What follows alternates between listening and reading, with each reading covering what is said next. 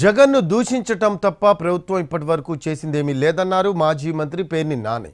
శ్వేతపత్రాల పేరుతో కాలయాపన చేస్తున్నారని మండిపడ్డారు ఆయన. అయితే అసలు శ్వేతపత్రం అంటే ఏంటో జగన్కు తెలుసా అంటూ కౌంటర్ ఇచ్చారు టీడీపీ నేత బుద్దా వెంకన్న. జగన్మోహన్ రెడ్డి గారిని తిడతం తప్పితే, జగన్మోహన్ రెడ్డి గారిని దూషించడం తప్పితే ఒక్క మంచి మాట లేకపోతే తను చెప్పిన ఒక్క మాటను నెరవేర్చే కార్యక్రమాన్ని కూడా శ్రీకారం చుట్టలేదు.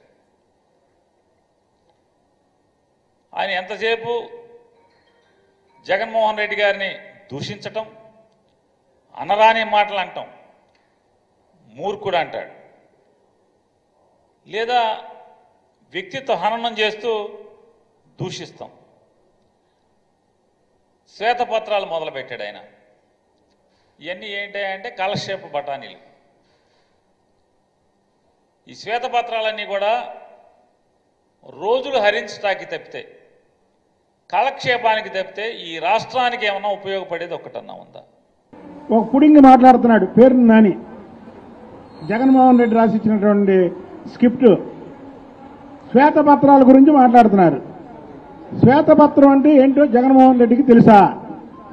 శ్వేతపత్రం అని ఏ రోజన్నా విడుదల చేశాడా? ఎందుకంటే జగన్మోహన్ రెడ్డి ప్రజల ధనాన్ని దోచుకునే దొంగ కాబట్టి ప్రజలకి లెక్కలు చెప్పడం ఏమి చూపించడు. చంద్రబాబు నాయుడు గారు ప్రజాధనాన్ని ప్రజలకు పంచిపెట్టే మనిషి కాబట్టి శ్వేతపత్రం రిలీజ్ చేశాడు.